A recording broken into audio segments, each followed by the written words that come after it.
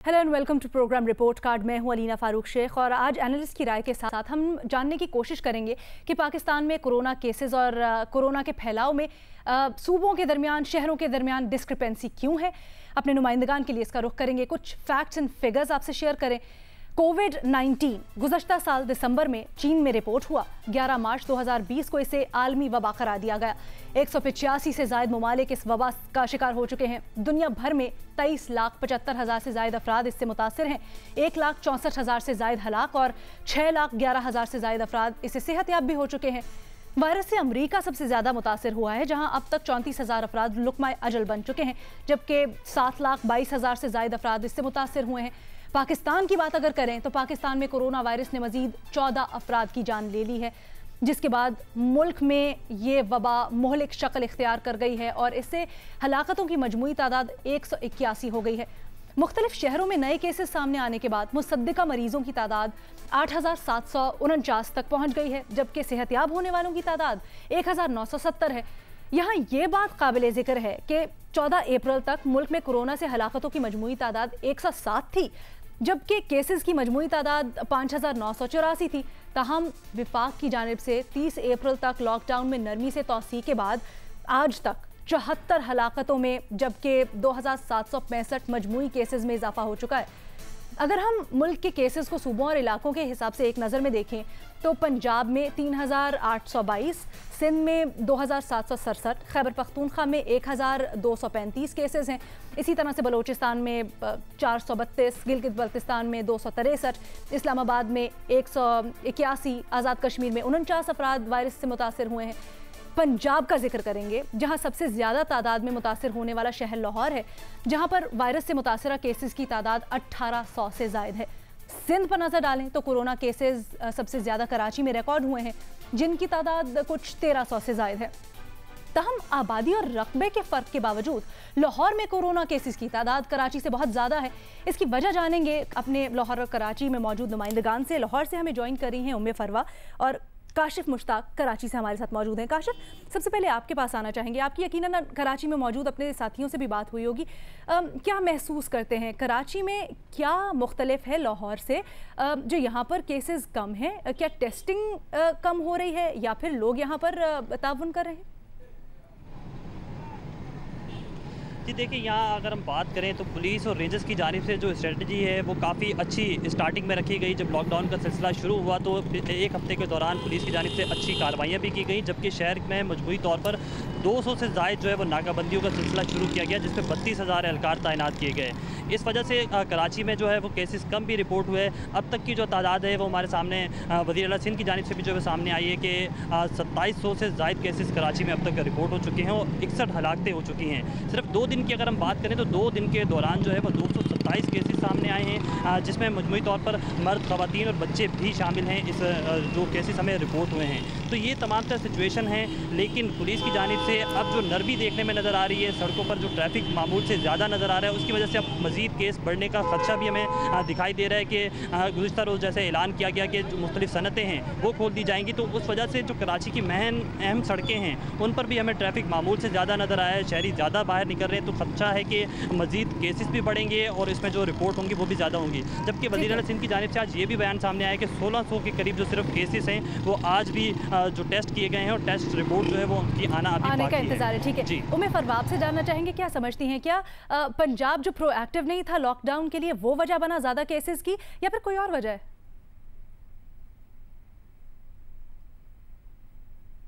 जी, पंजाब की अगर हम बात करें तो पंजाब में अब तक जो है 600 के करीब केसेस रिपोर्ट हो चुके हैं और लाहौर के अंदर, सिर्फ लाहौर के अंदर जो है 600 केसेस रिपोर्ट हो चुके हैं और उसकी तादाद में बड़ी तेज़ी से इजाफा देखने में आ रहा है। शुरू में कहा जाता था कि ज़ायरीन या उम्रा करने के लिए जो लोग उम्रा करके आए हैं और उसके साथ जो ड्राइव इन का इज्तिमा हुआ, उसकी वजह से केसेस जो हैं वो ज़्यादा फैलना शुरू हुए। लेकिन इस वक्त जो मौजूदा सूरत हाल चल रही है उसमें ये देखने में आ रहा है कि एक शख्स से दूसरे शख्स में ये मुंतकिल हो रहा है। तो सिर्फ चंद घंटों के दौरान जो है 26 नए केसेस रिपोर्ट हुए, जिसमें वो लोग थे जो कि एक शख्स से दूसरे शख्स से मिलने की वजह से हुए हैं। और उसकी वजह भी सबसे ज़्यादा यही बन रही है कि लोग जो लाहौर के अंदर हम ये देख रहे हैं कि बिल्कुल भी कोरोना को लेकर सीरियस नहीं है। बहुत से बेशतर लोगों का तो ये भी कहने की हद तक है कि कोरोना को कोई वायरस नहीं है, कोई बीमारी नहीं है, बल्कि ये प्रोपेगेंडा किया जा रहा है, लोगों को महज डराया जा रहा है, इस तरह की कोई वबा नहीं है। और यहाँ पर और बहुत से फैक्टर हैं, जैसे देखा जाए लॉकडाउन जो है उसको नरम कर दिया गया है, लोग जो है आम रूटीन की तरह आपको सड़कों पर नज़र आ रहे हैं, दुकानें खुल रही हैं, लोगों ने जाना शुरू कर दिया है, काम शुरू कर दिया है। और इसमें किसी हद तक जो है भूख और अफलास का भी अगर हम जिक्र करें कि क्योंकि एक एक महीने से लोग घरों के अंदर बंद रहे, कुछ के पास जो जमा पूंजी थी वो उन्होंने खा ली, और अब घर का खर्चा उसको बर्दाश्त करना मुश्किल हो गया, तो उन्होंने कोरोना से जो टेंशन है या उसका डर और खौफ है वो साइड पे रख दिया है। उनको समझाएं, सख्ती से अमल दरामद करवाएं एसओपीज पर जो भी बनाए गए हैं, और राशन की जहां तक आप बात कर रही हैं वो भी उनको पहुंचाना इंतजामिया की, हुकूमत की जिम्मेदारी है। जी बिल्कुल, सूरत हाल तो आपकी बात बिल्कुल बजा है कि हुकूमत और ज़िले इंतज़ामिया की ये जिम्मेदारी बनती है कि वो लोगों को राशन जो है वो मुहैया करे, या उसके साथ साथ जो एहसास प्रोग्राम के तहत इमदादी रकम दी जा रही है। लेकिन अगर हम उन्हीं चीज़ों की हवाले से देखें तो एहसास प्रोग्राम के अंदर आप देखेंगे जो जगह बनाई गई है वहीं पर लोगों का इतना बड़ा इज्तिमा बनाया गया है, क्या एक शख्स से दूसरे के अंदर वो मुंतकिल नहीं होगा? और कितने % लोग हैं कि जो मास्क पहन के और सैनिटाइज़र यूज़ करके आ रहे हैं, वो लोग जो अपने घर का खर्चा नहीं बर्दाश्त करते, तो क्या वो इन चीज़ों का एहतियात करेंगे? बिल्कुल भी नहीं। उनका सबका सबसे ज़्यादा ये मेन चीज़ है कि हम लोग चाहते हैं कि अपने घर का चूल्हा जले, बच्चों को घर के जो अफराद हैं उनको खाना मुहैया कर सकें। तो यही वजह है कि आप सड़कों पे जाके देखिए, कहीं भी रेडी बांध वाले खड़े हुए हैं, कई दुकानें खोल के बैठे हैं। क्या एनालिस्ट कह रहे हैं, क्या लोग एहतियाती तदाबीर अपनाएंगे या फिर हम खुदा ना खास्ता कुछ इजाफा देख सकते हैं केसेस में?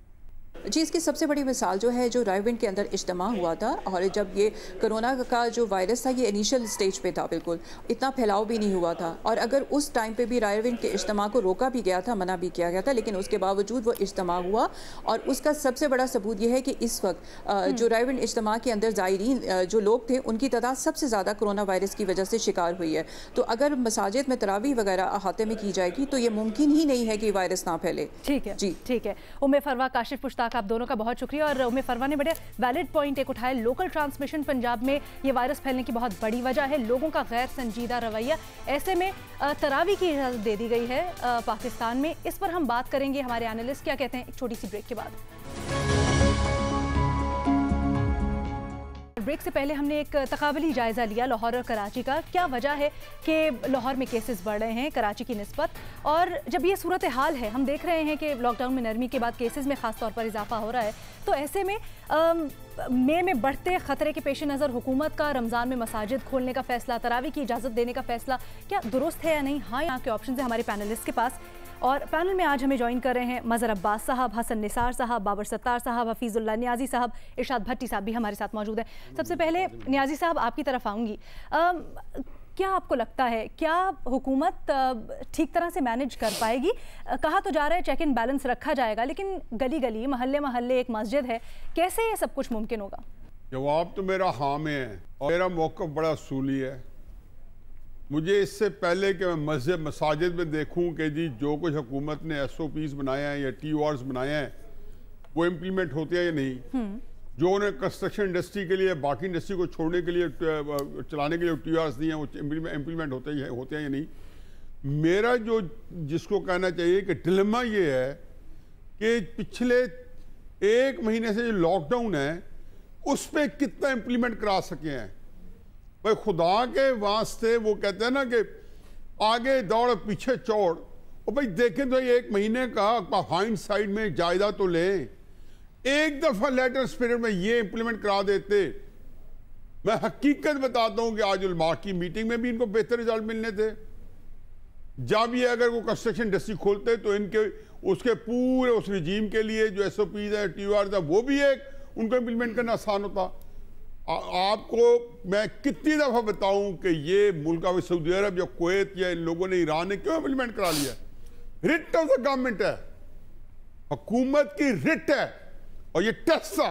और यही हम लोग 1.5 साल 2 साल से कह रहे थे कि हुकूमत की जमीन के ऊपर कोई रिट नहीं है, कानून की अमलदारी थी, कानून की हुक्मदारी थी। हम अपोजिशन को आड़े क्यों ना ले?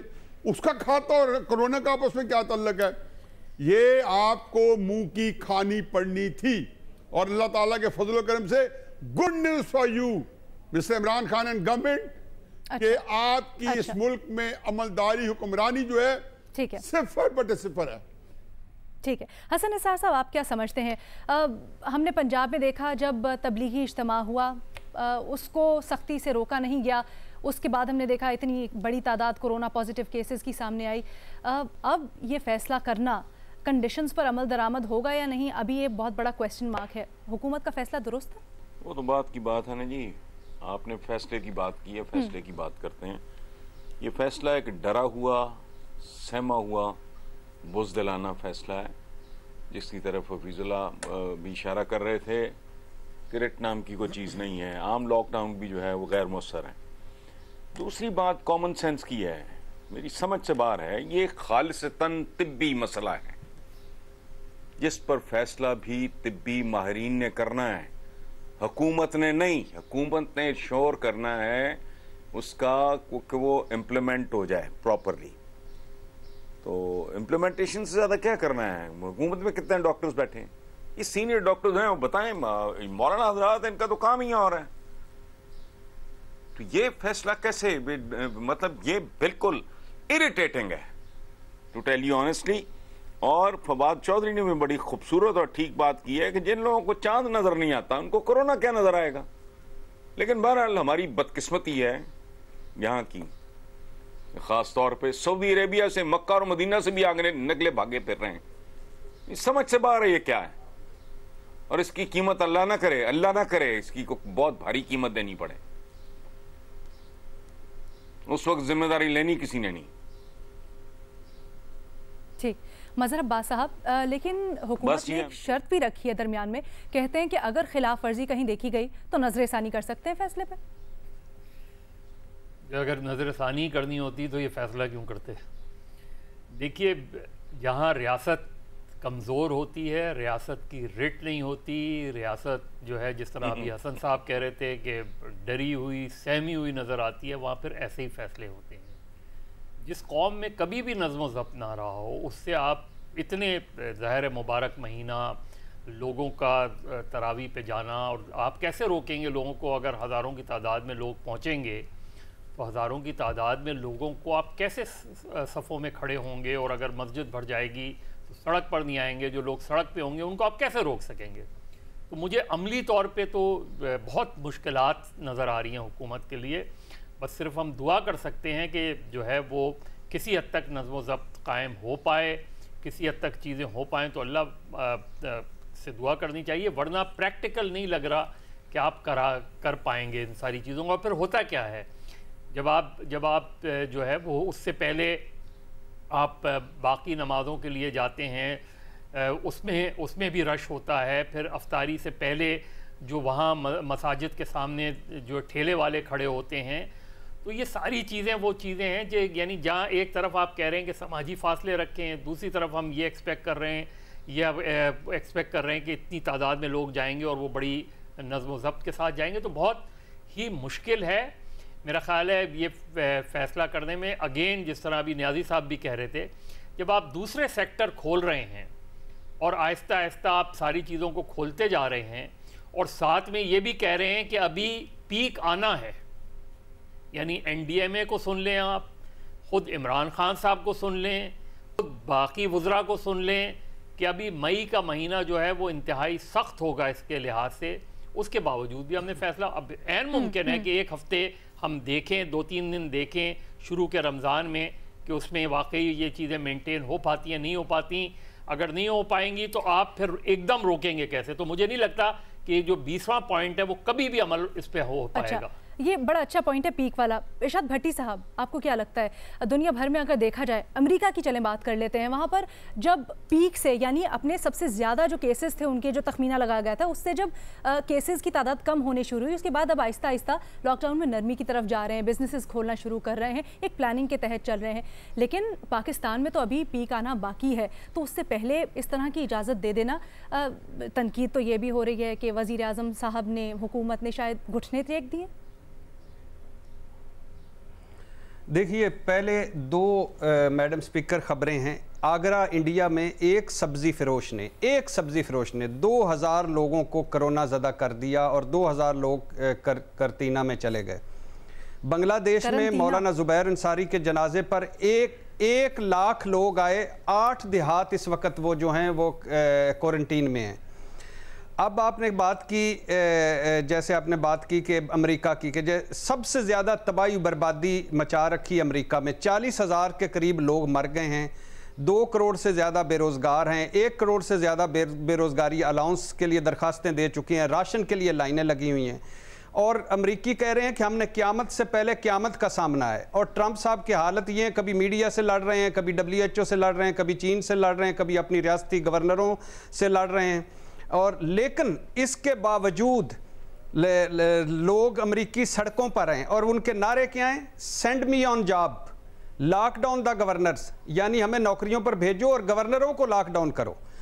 अब आ जाएं अपने पे। हम क्या पिद्दी का शोरबा, हमारी औकात क्या। आधी कौम, जैसे पहले भी कह चुके हैं, दिहाड़ीदार, आधी कौम रोज़ कमाए रोज़ खाए, आधी कौम गुर्बत से नीचे, और 6 करोड़ कच्ची बस्तियों में 10-10 लोग एक कमरों में। और कौम ऐसी, शऊर ऐसा कि वो कहते हैं मुसाफे से कोरोना नहीं फैलता, ये इसराइल अमेरिका की साजिश है, और बाजमात नमाज से नहीं फैलता। अब अल्हम्दुलिल्लाह एक डरी सहमी हुकूमत से उलमा मस्जिदों में तरावी की इजाज़त ले चुके। ताजर तबका 3 दिन का अल्टीमेटम दे चुका है कि खोलें वरना हम खोल देंगे, 3 दिनों में लॉकडाउन ख़त्म कर दें वरना हम कर देंगे। ये पब्लिक ट्रांसपोर्ट वाले अल्टीमेटम दे चुके हैं। और सिंध, जहां सख्त लॉकडाउन है, वहां 52 बरामदी सनतों को काम करने की इजाज़त मिल गई है। लिहाजा कोरोना 24 किलोमीटर के वज़ीर आज़म ने कोरोना फैलाव और भूख से मरने के दरमियानी रास्ता निकाला। अब इस दरमियानी रास्ते में अवाम तावन नहीं कर रहे, बिल्कुल भी नहीं कर रहे, तावन नहीं कर रहे। वो अवाम एक निकले लॉकडाउन देखने के लिए इतने बाहर आ जाते हैं कि लॉकडाउन खुद हैरान रह जाता है। और मज़े की बात है कि मज़र साहब ने परसों पॉइंट उठाया था कि जो इसकी शिक नंबर है 20 नुकाती मुआहदा है उलमा सदर का, उसकी शिक नंबर 6 है कि 50 साल से ज़ायद के उम्र के लोग मस्जिदों में नहीं आ सकेंगे। मतलब अलवी साहब भी नहीं आ सकेंगे, तकी उस्मानी साहब भी नहीं आ सकेंगे, मुफ्ती मुनीब साहब भी नहीं आ सकेंगे, 80% उलमा भी नहीं आ सकेंगे, 80% सियासतदान भी नहीं आ सकेंगे, बच्चे भी नहीं आ सकेंगे। मैं, अलीना और मज़र साहब रह गए। मज़र साहब भी मेरे ख्याल से 49 के। हम जाके तरावी पढ़ेंगे और जज्बा ईमानी के तहत कोरोना मारेंगे। ये है इनका हाल। अब बात यह है, प्लीज़ अल्लाह के नाम पे मैं फिर एक मरतबा कह रहा हूँ, भूख है एक तरफ कोरोना है, हिकमत अमली आपकी है। कर्फ्यू मैं हक में नहीं हूँ, मुकम्मल लॉकडाउन के मैं हक में नहीं हूँ। अब आवाम पे वो खुद बचें, दूसरों को बचाएं, एहतियात करें। लॉकडाउन जो दरमियानी रास्ता है, हिकमत का रास्ता है, उसमें उसका फ़ायदा उठाएं, नाजायज़ फ़ायदा ना उठाएं। और इस बुरान से, इस पीक से, इस कोरोना से, इस वबा से अवाम और हुकूमत मिलकर ही निकल सकते हैं। ठीक है बाबर सत्तार साहब, अगर दुनिया को देखा जाए, UAE, सऊदी अरब, इराक, मिस्र, उर्दन, कुवैत, मोरक्को, कतर, मलेशिया, सब ने मना किया है, पाबंदी लगाई हुई है मस्जिद को खोलने के ऊपर।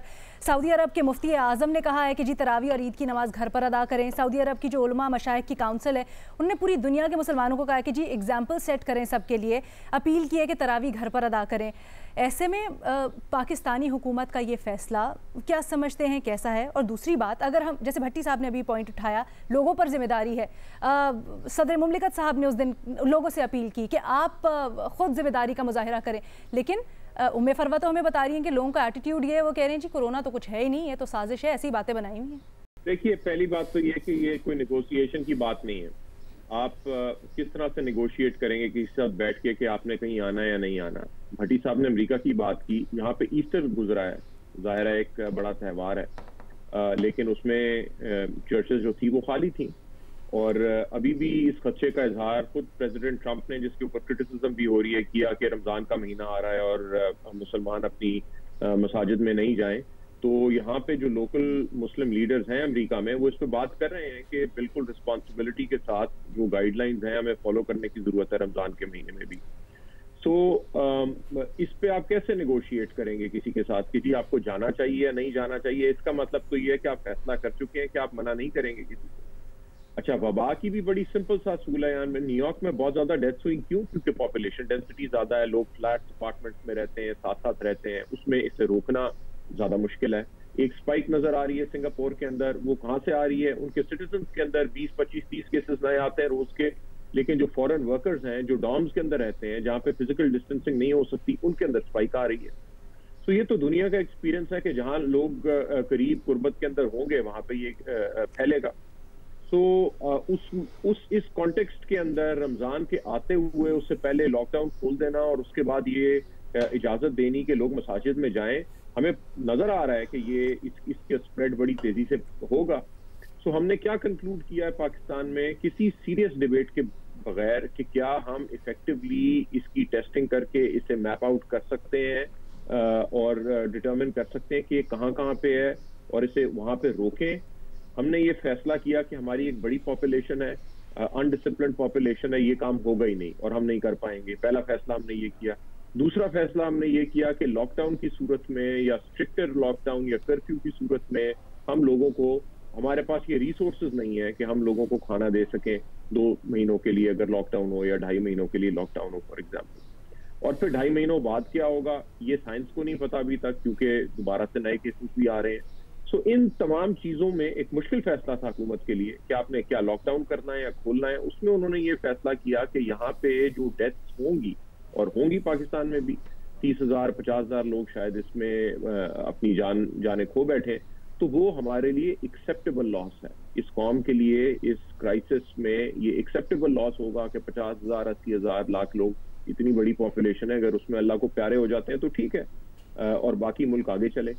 सो इस फैसले में फिर हमें रोज रोज ये रोना नहीं चाहिए कि आज 30 लोग मर गए, आज 50 लोग मर गए, आज 2000 नए केसेस आ गए, क्योंकि ये होना है और ये मजीद बढ़ेगी बात। ठीक है, मतलब हमारे ज़्यादातर तज्जियाकार ये ना की ऑप्शन ले रहे हैं। न्याजी साहब ने हाँ की ऑप्शन लिए, लेकिन वो भी समझते हैं कि फैसले पर मजीद गौर होना चाहिए था। हम वापस आएंगे छोटी सी ब्रेक के बाद। इससे पहले जब बाबर सत्तार साहब से हम गुफ्तगू कर रहे थे, बड़ा वैलिड पॉइंट उन्होंने उठाया।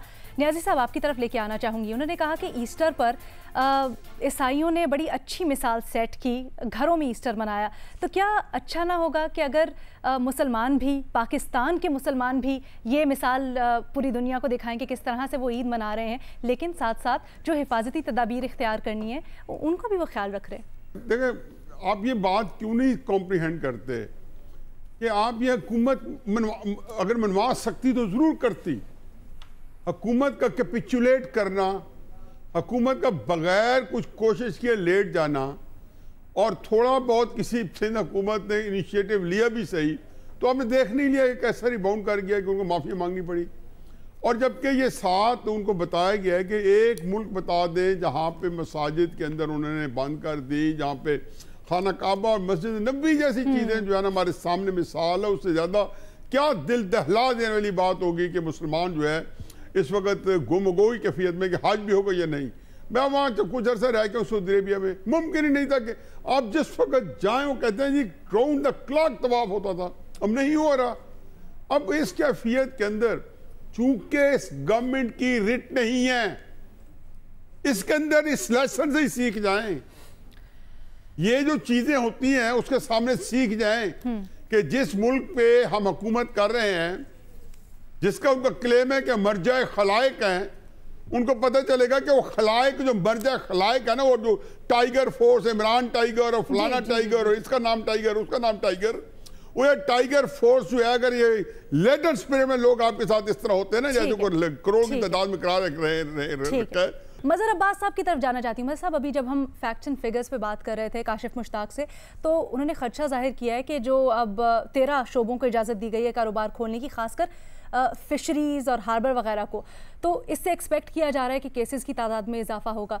आप क्या समझते हैं, क्या ये जो इजाज़त दी जा रही है, क्या इसमें कोई हिकमत है पीछे, प्लानिंग के तहत दी जा रही है? जो 3 से 5 लोगों का ऑक्शन के दौरान जो SOPs तय किए गए हैं, लोग उस पर अमल दरामद करेंगे? देखिए, कराची एक वॉल्केनो है और कराची में कोई मजहब साहब से पहले एक बात कर लूँ। मजहब सॉरी, देखिए मजहब एक फिक्र से कहना है, मजहब एक फिक्र तबलीगी जमात वालों के साथ मैं नोटिस में लाना चाहता हूँ सारों के कि यकीन उनके मुझे इतने फ़ोन आए हैं, उनके साथ नारवा सलूक हो रहा है। या आप टेस्ट करें, आप उनको क्वारंटीन में रखें, आप किसी को जेल में डाल देते हैं, किसी को किसी घर में बंद करके रखो। तो ये प्लीज उन्होंने कहा हमारी आवाज पहुंचाए। आपका स्ट्रॉन्ग एक फोरम है कि तबलीगी जमात वालों को पर्सनल नॉन ग्रेटा, उनको शुद्ध नाम बताएं, वो कोई प्लेबियंस नहीं है, ठीक है उनके साथ ये आपका पॉइंट चला गया, अगर उनके अंदर केसेस हैं तो सॉरी, आपका पॉइंट चला गया। मज़े साहब आप बोल रहे थे। देखिए, कराची एक वोल्केनो है, जाहिर है कोई 2-2.5 करोड़ शायद इससे भी ज़्यादा की आबादी है। 8,000 कच्ची आबादियां हैं जिसमें तकरीबन 50 से 60 लाख लोग रहते हैं, और एक कच्ची आबादी में चले जाएं तो आप वापस नहीं आ सकते अगर आपने उस कच्ची आबादी में आप पहले नहीं गए हैं। ऐसे में बहुत ज़्यादा ख़तरात हैं, और फिशरीज़ में तो ऑलरेडी जो है अलर्ट मौजूद है। आप उसमें क्या SOPs बनाएंगे उसके अंदर। लेकिन दूसरी तरफ अगर आप दूसरा रुख उसका देखें तो कराची मुल्क की मईशत चलाता है। कराची की अपनी एक पैरेलल इकॉनमी है जो शायद उस तरीके से डॉक्यूमेंटेड नहीं है। आपने करना क्या था बुनियादी तौर पे? आपने अगर, क्योंकि हमें प्राइम मिनिस्टर के लेवल से नीचे के लेवल तक टोटल कन्फ्यूजन नज़र आया लॉकडाउन के मामले में, डिवीज़न नज़र आई। हमने कैंपेन क्या चलाई, जो इश्तिहारात के ज़रिए हमने कैंपेन चलाई, वो क्या चलाई क्या कि घबराना नहीं है, डरना नहीं है, लड़ना है। अब अगर आप घबराएं भी नहीं और लड़ें भी नहीं, और फिर साहब अपनी कैंपेन आप ये बिल्ड करें कि 98% लोग रिकवर हो जाते हैं, तो हम लोगों को मैसेज ये दे रहे हैं कि ये कोई इतनी बड़ी बीमारी नहीं है। तो हम मैसेज ही गलत दे रहे हैं लोगों को, इसलिए लोगों ने उसको लाइटली लिया। ना लॉकडाउन को उन्होंने सीरियसली लिया, ना किसी और चीज़ को लिया उन्होंने सीरियसली, और ये चीज़ें बढ़ती गई। अब आपने फैसला ये करना है कि कराची खोलना है तो कैसे खोलना है, और कराची में, और आपने ज़ाहिर है बेरोज़गारी भी बढ़ रही है, आने वाले वक्तों में और सूरत हाल ख़राब होगी।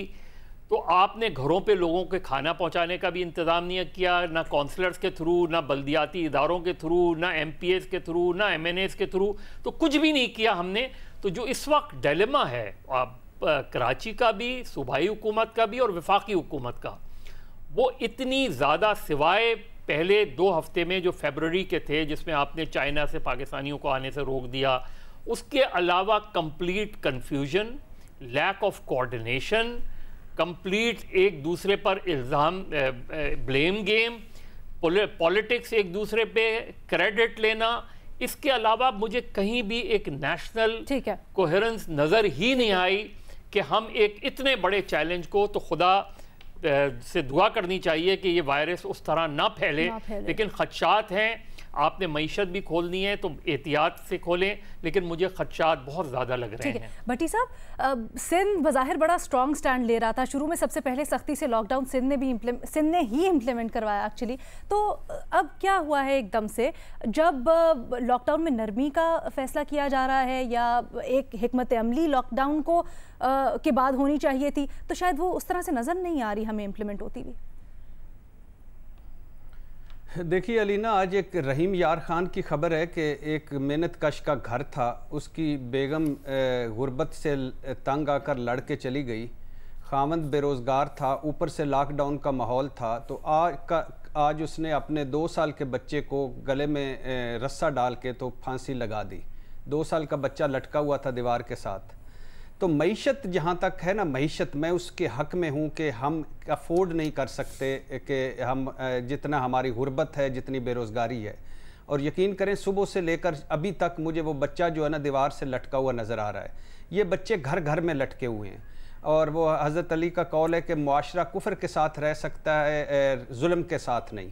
और दूसरा एक है कि अगर जहाँ एक भी बंदा भूखा सोएगा उस पूरी बस्ती पर रहमत के दरवाजे बंद हो जाएंगे। तो ये हमारे यहाँ तो पता नहीं कितने हैं, लेकिन ये जो मस्जिदों वाला है, ये जैसे सुन्नत है ये हमारे तरावी, यहाँ कॉन्सेप्ट है 15 मुल्कों में जुमा की नमाज नहीं हुई, खुतबा नहीं हुआ, खाना काबा खाली करवा लिया गया, मस्जिद नबवी खाली करवा ली गई।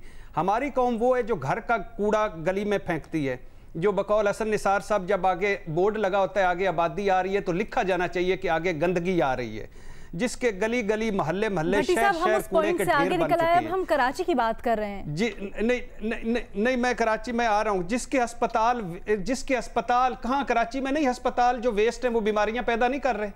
कराची में कूड़ा उठाया जा सका था। बात करें ये जो कारोबार मुख्तलिफ शोबों के कारोबार खोलने की इजाजत दी गई है, जिसके पार्क देख ले, नहीं अलीना देखिए आप मिजाज की बात करें, रवैयों की बात करें, कराची, लाहौर, पेशावर, कोयटा, इस्लामाबाद, पाकिस्तान है ना, कराची छोड़े, तीर मार लिए, उन्होंने मार लिया। बच्चा जिद करेगा, माँ बाप इसीलिए होते हैं, बच्चा जिद करेगा, माँ बाप उसको डरा के धमका के उसको डांट के समझाते हैं ये तुम्हारे लिए गलत है, ये तुम नहीं करोगे, तो माँ बाप का काम ही यही होता है। इसी तरह से शहरी सारे बच्चे हैं और हुकूमत माँ बाप है। बाबर सत्तार साहब आपकी तरफ आऊंगी, क्या आपको लगता है हम शुरू से कहाँ शहरी, कहाँ माँ और कहाँ बच्चे और किन किन को आप लेके बैठ गए?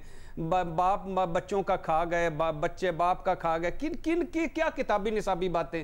एक बाप है तो एक फलाना है, जो बाप का मयारे जिंदगी है वो बच्चों का मयारे जिंदगी है। तो जो बाप पानी पी रहे हैं वो बच्चे पी रहे हैं, जो बाप खा रहे हैं वो बच्चे खा रहे हैं, जो बाप का रहन सहन है वो बच्चों का है। भट्टी साहब मुश्किल वक्त में तो ना बच्चे जरासीमों में मार रहे हैं। भट्टी साहब मुश्किल वक्त में तो सब कुछ भुला के, आफत के वक्त में तो सब कुछ भुला के सबको सीधा हो जाना चाहिए।